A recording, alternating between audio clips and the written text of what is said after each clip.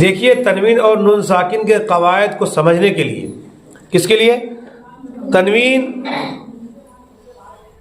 تنوین یا نون ساکن کے قاعدے کو سمجھنے کے لیے سب سے پہلے کیا سمجھنا ہوگا کہ تنوین کس کو کہتے ہیں؟ سمجھ میں آ رہی بات؟ ہاں، تنوین کس کو کہتے ہیں؟ تنوین معلوم ہے نا کس کو کہتے ہیں؟ تختی نمبر 7 میں پڑھے ہو نا؟ تنوین و نون ساکن، وہ تختی نمبر 8 میں ہے، تختی نمبر 7 میں ہے تنوین۔ تنوین کس کو کہتے ہیں؟ 2 زبر 2 زیر 2 پیش کو تنوین کہتے ہیں۔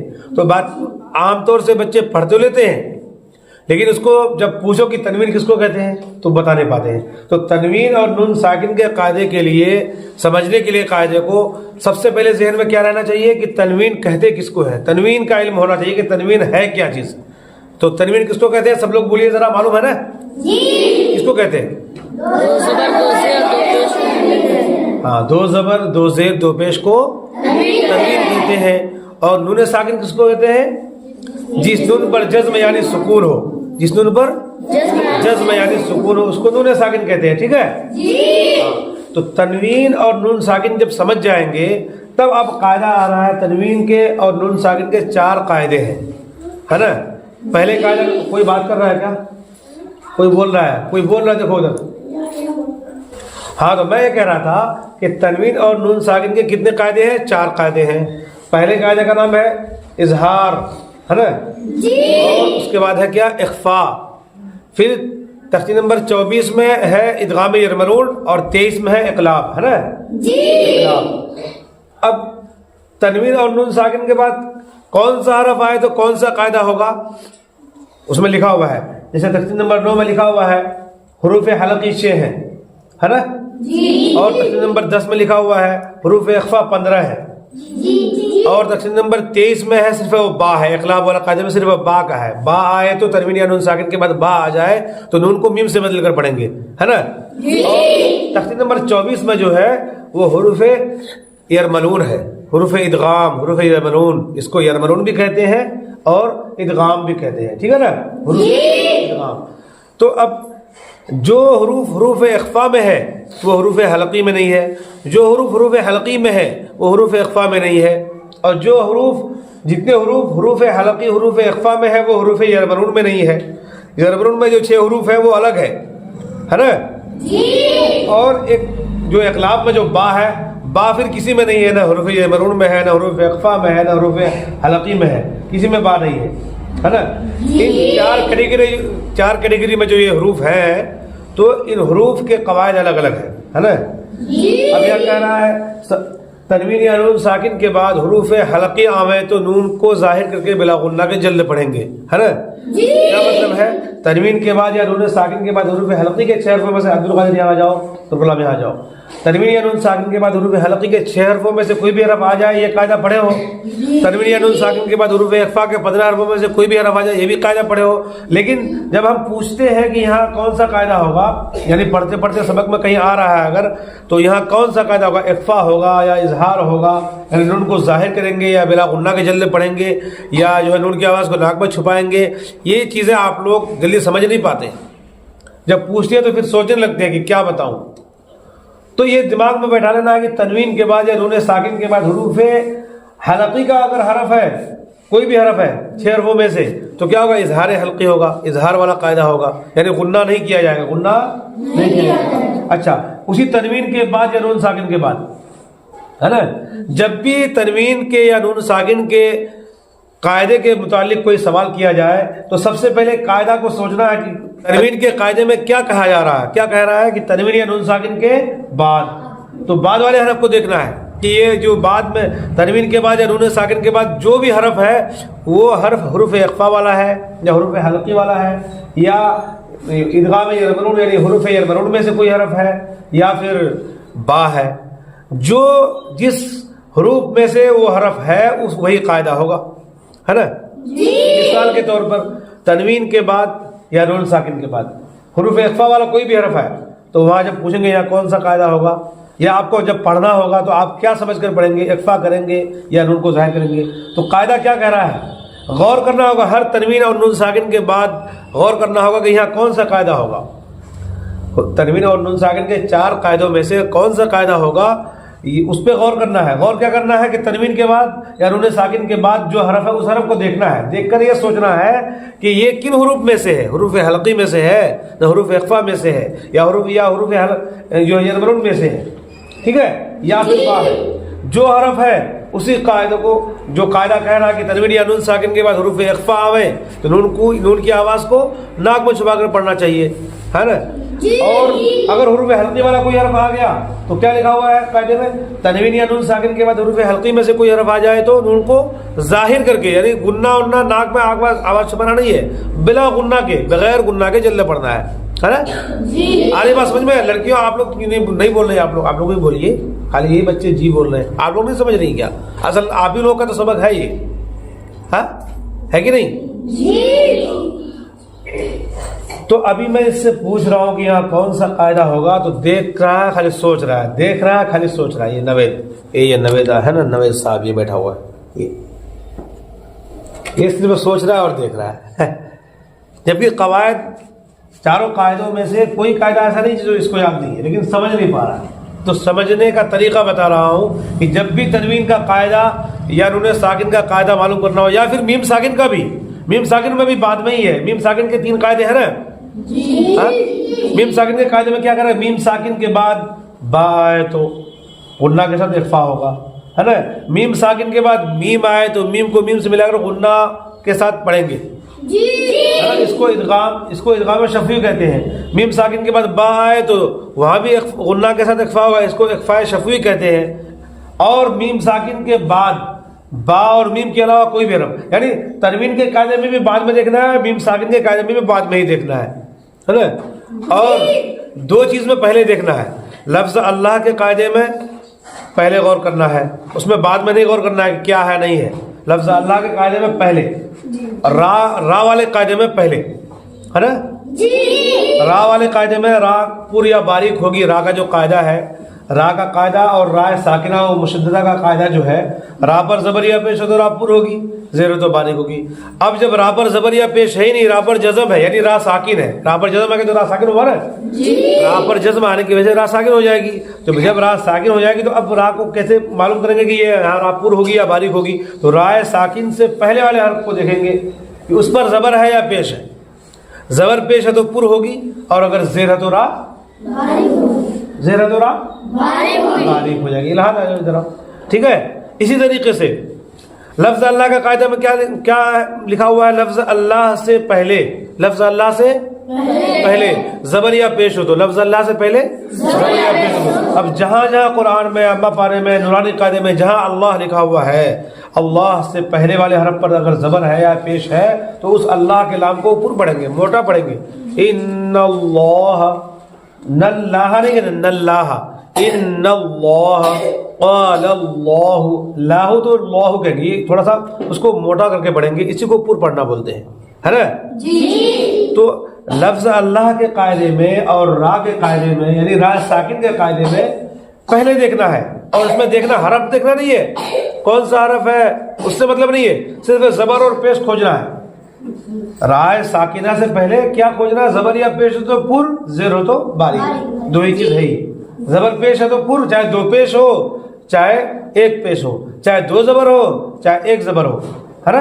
مثال دیا جا رہا ہے. لیکن اگر زبر ہونا چاہیے, زبر اور پیش ہونا چاہیے تو پور ہوگی اور زیر تو باریک ہوگی. اس طرح سے لفظ اللہ کے قاعدے میں لفظ اللہ جو لکھا ہوا, اس اللہ سے پہلے والے حرف پر اگر زبر اور پیش ہے, زبر ہے یا پیش, ایک ہی چیز ہوگا نا, یا تو زبر ہوگا یا پیش ہوگا یا زیر ہوگا, تینوں میں سے ایک ہوگا ضرور, یا تو زبر ہوگا یا تو زیر ہوگا یا پیش ہوگا. تو زبر اور پیش کا ایک ہی قاعدہ, یعنی پور ہوگی, اور زیر ہو تو باریک ہوگی, ہے نا.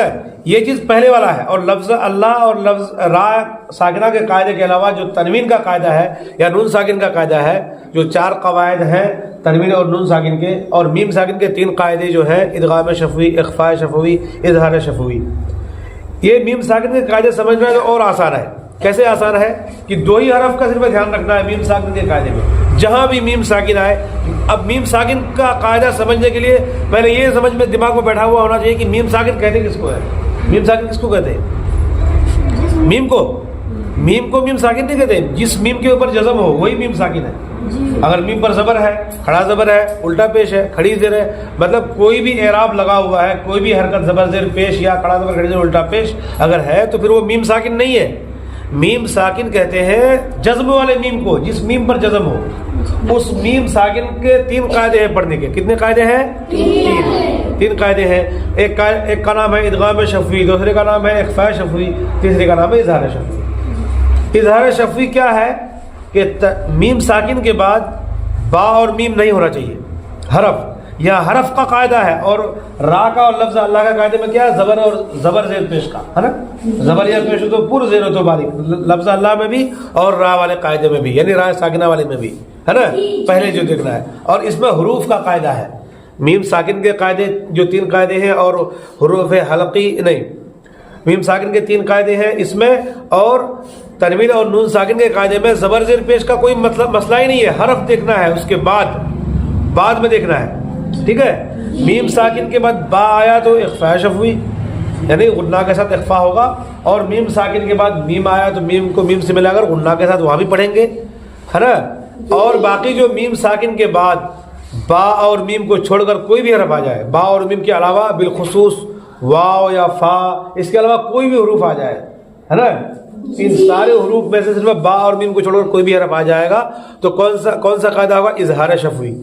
میم کو غنہ نہیں کریں گے، میم کو ظاہر کر کے پڑھیں گے، جیسے اردو میں ہم تم کی میم کو پڑھتے ہیں ہے نا. اس میں اس لیے دیا ہے ہم تم کی میم کا مثال اس لیے دیا ہوا ہے کہ جیسے کوئی بولتا ہے، ہم کوئی لفظ بولتا ہے کہ ہم امور جا رہے ہیں، یا ہم کہیں جا رہے ہیں، یا ہم نہیں جائیں گے، یا ہم کھانا کھا رہے ہیں، تو ہم میں کوئی کھینچتا نہیں ہے نا کہ ہم امور جا رہے ہیں. کوئی کھینچتا ہے کیا؟ نہیں. جیسے اردو میں بول چال میں جو بولتے ہیں ہم تم کیا کر رہے تھے، کیا کرو تم جی، تم کہاں تھے جی، تم کل کیوں نہیں آئے تھے جی، ہے نا جی. بولتے نا ایسے سب لوگ. تم ایسے تو نہیں بولتے. تم رمضان بعد کیا کرو گے، پڑھو گے یا کام سیکھنے جاؤ گے، تم دکان کرو گے یا ہل چلاؤ گے، ہے کہ نہیں ہے. کھینچا نہیں جاتا نا. اردو میں بول چال میں جو ہم تم جس طرح بولتے ہیں بلا جھجک بغیر غنہ کے، اس لیے وہ مثال دیا ہے کہ جیسے اردو میں ہم تم کی میم ہے نا، اظہار شفوی میں با اور میم نہیں ہے میم ساکن کے بعد تو اظہار شفوی بغیر غنہ کے پڑھو. خالی با آئے تو غنہ کر دو، میم آئے تب بھی غنہ کر دو. ٹھیک ہے. تو یہ چیز سمجھنے کے لیے میں بار بار آپ لوگوں کو سمجھا رہا ہوں، بچیوں کو بھی بیٹھا کر بار بار بلا کر، لیکن آپ لوگوں کے ذہن میں نہیں بیٹھتی. ذہن میں بیٹھنے کے لیے دیکھو، سب سے پہلی بات، اب ایک بات بول رہا ہوں تو سن ہی لو. سب سے پہلے تو محنت کرنا ہوگا. محنت کرنے سے پہلے آپ کو پاک صاف رہنا ہوگا. پیشاب کر کے پانی لیتے ہیں سب لوگ؟ ابھی نہیں، ٹھنڈی ہے تو باپ رے کنکریاں پانی ہے، ٹھنڈی اتنا ٹھنڈا پانی کیسے چھوئیں گے. بہت سے بچوں کا یہ ہے، پیشاب کیا اٹھ گیا. پاک صاف نہیں رہو گے تو سبق یاد نہیں ہوگا. ہمارے اساتذہ بتاتے تھے، ہمارے استاد بتاتے تھے کہ پاک صاف رہنا چاہیے ہمیشہ. اب یہ نہیں کسی میں پڑھنے والے بچوں کو، جو نہیں بھی پڑھ رہا، انسان کو پاک صاف رہنا چاہیے. پاک صاف کا مطلب کیا ہے؟ ناپاک نہیں رہنا چاہیے. ناپاک آدمی ہر وقت تھوڑی ہوتا ہے، لیکن پیشاب پیخانہ ڈیلی کرتا ہے نا. پیخانہ کرتا ہے، جس طرح پیخانہ کو دھوتے ہو تو پیشاب کے مقام کو بھی دھونا ضروری ہے. وہ بھی ناپاک ہی ہے، دونوں ایک ہی طرح، دونوں کا ایک ہی مسئلہ ہے. سمجھے؟ تو پاک صاف رہو. اس کے بعد وضو کر کے منہ ہاتھ دھونے کے ساتھ ساتھ اچھا ہے کہ وضو کر کے روزانہ صبح شام، صبح تو آ ہی جاتے ہو یہاں، صبح کا چھوڑو، لیکن شام میں مغرب کی نماز کے بعد اپنے گھروں میں جب تک بیٹھ کے یاد نہیں کرو گے، اپنے گھروں میں بیٹھ کے جب تک سبق یاد نہیں کرو گے، صرف یہیں کے بھروسے میں، حافظ جی کے بھروسے میں رہو گے کہ وہاں جائیں گے تو یاد کر لیں گے، تو اس بچے کو سبق یاد نہیں ہوگا. یا ہوگا بھی تو لیٹ سے ہوگا. ایک سبق 3 دن 4 دن لگائے گا، اور یہی ہوتا ہے. عام طور سے گھروں میں پڑھائی نہیں ہوتی. اور کچھ گھروں میں پڑھائی ہوتی بھی ہے تو بس تھوڑا بیٹھے، تھوڑا سا شروع کیے، پھر چھوٹا بھائی آ گیا، چھوٹی بہن آ گئی، یا اور دوسری بات چالو کر دیے، یہ تھوڑا پڑھے نہیں، اعوذ باللہ بسم اللہ، پھر ہندی نکال لیے. یہی سب ہو کے ٹائم پاس. وہ بھی کبھی کبھی بیٹھتے ہیں تو، یا کچھ بچے لکھنا شروع کر دیتے ہیں، کچھ بچے تھوڑا گانا شروع کر دیتے ہیں، نعت پڑھنا شروع کر دیتے ہیں. یہ سب بھی ہوتا ہے. یہی سب قلم کاپی ربر کٹر میں دن ختم ہے نا، اور سبق یاد نہیں ہوتا ہے. تو انشاءاللہ محنت کرو گے تو جلدی سمجھ میں آئے گا, جلدی یاد ہوگا, جلدی آگے بڑھیں گے, جلدی آپ کا نورانی قاعدہ مکمل ہوگا, جلدی آپ اما پارا پڑھیں گے, جلدی آپ کا جو جلدی سب کچھ جلدی ہوگا. کم ٹائم میں زیادہ پڑھائی ہوگی, کم ٹائم میں زیادہ پڑھائی ہوگی. اور اگر آپ محنت کرنا چھوڑ دیں گے, بالکل نہیں, خالی یہیں کے بھروسے میں رہیں گے کہ چلو سنائیں گے, یاد ہوگا تو سنا دیں گے, یا رسمن حافظ جی سے پوچھ لیا, کسی سے پوچھ لیا, گھر میں کچھ محنت نہیں, صرف یہیں کے بھروسے میں رہو گے, تو زیادہ ٹائم میں کچھ پڑھائی ہوگی. کچھ ایسا نہیں کہ نہیں ہوگا, ٹائم زیادہ رہے گا اور پڑھائی کم. ٹھیک ہے نا, ٹائم کام زیادہ پیسہ کم. انسان جب کمانے جاتا ہے تو کم ٹائم میں زیادہ کمانا چاہتا ہے نا, کیسے جلدی میں زیادہ پیسہ کما لوں. اسی طرح سے آپ کو زندگی میں نہیں پڑھنا ہے. زندگی میں پڑھنا ہے کیا؟ شادی ہو جائے گی پھر بھی پڑھنے آؤ گی؟ نہیں آئے گی, کوئی نہیں آئے گی. بچیوں کو بول رہا ہوں میں, آپ کو بہت سارا کام سیکھنا ہے, اس لیے بار بار یہ سب بات میں آپ لوگوں کو سمجھاتا ہوں, لیکن آپ لوگ سنتے نہیں ہیں. آپ لوگوں سے بہت ہی میں عاجزانہ درخواست کرتا ہوں کہ بچوں گھر میں محنت کرو. محنت کرو گے تب جا کے پڑھائی ہوگی. اگر کہو گے کہ ہم وہیں جا کے خالی بیٹھ کے رہیں گے تو ہوگی پڑھائی, لیکن بہت ٹائم لگ جائے گا, اس میں ٹائم لگے گا بہت. جو چیز آپ 1 مہینے میں پڑھتے ہیں وہ 1 مہینے کی پڑھائی 1 سال لگ جائے گا. جو محنت کر کے پڑھیں گے 1 مہینے میں وہ 1 سال 1.5 سال لگ سکتا ہے. یہی حال ہے. دیکھو 2 سال ہونے والا ہے, نورانی قاعدہ مکمل اب تک جو ہے کچھ بچوں کا ہوا ہے, لیکن زیادہ تر بچے 80% 90% بچوں کا ابھی ہوا ہی نہیں, اب ہونے والا ہے. لیکن لگتا ہے کہ 2 سال مکمل ہو ہی جائے گا, تو اس لیے تھوڑا محنت کریے. کریں گے محنت؟ ٹھیک ہے. معلوم ہو جائے کہ ان بچوں کو پڑھایا جا رہا تھا, اس لیے میں تھوڑا سا آپ لوگوں کو, یہاں نہیں آ رہا ہے, سب کو ادھر آنا ہے, سب کو ادھر آنا ہے, سب ادھر. بولو بھائی, کچھ نہیں بولو, بولنا نہیں, صرف سامنے آ جاؤ. بڑے سب بچے پیچھے چلے جائیے, چھوٹی بچیاں سامنے اور بڑی بچیاں ان لوگوں کے پیچھے. بیٹھنا نہیں ہے. چلیے چلیے ادھر سرکیے, سرکیے سب لوگ, ہاں سرک جائیے. آپ چھوٹی بچیاں چھوٹے بچے جو آگے بیٹھ جائیے, بیٹھ جائیے, اپنی جگہ بیٹھیے. آگے والے سب بچے بیٹھ جائیے, بیٹھ جائیے. بڑے سب بچے کھڑے رہو, بیٹھ جاؤ, بیٹھ جاؤ, بیٹھ جاؤ. بیٹھ چپ رہو نا, بیٹھو, بیٹھ جاؤ, بیٹھ جاؤ سب لوگ. یہ ہمارے بچے ہیں, ان بچوں کو سمجھایا جا رہا تھا, یہ بچے سمجھ نہیں پاتے جلدی. آپ دیکھنے والوں سے گزارش ہے کہ تھوڑا ان بچوں کے لیے دعا کر دیجئے, اور تاکہ ان بچوں کو سبق یاد ہو جائے. کچھ بچیاں بھی ہماری ہیں, ادھر ہیں, کھڑی ہیں سامنے, یہ ہماری بچیاں ہیں, اور یہ ہمارے بچے پڑھنے والے ہیں. ماشاءاللہ 40-50 بچے ہیں. دعا کیجیے. آپ دیکھنے والوں سے گزارش ہے کہ ان بچوں کو سمجھ میں آ جائے. جلدی بار بار سمجھاتا ہوں لیکن سمجھتے نہیں ہیں. ٹھیک ہے, ٹھیک ہے. السلام علیکم.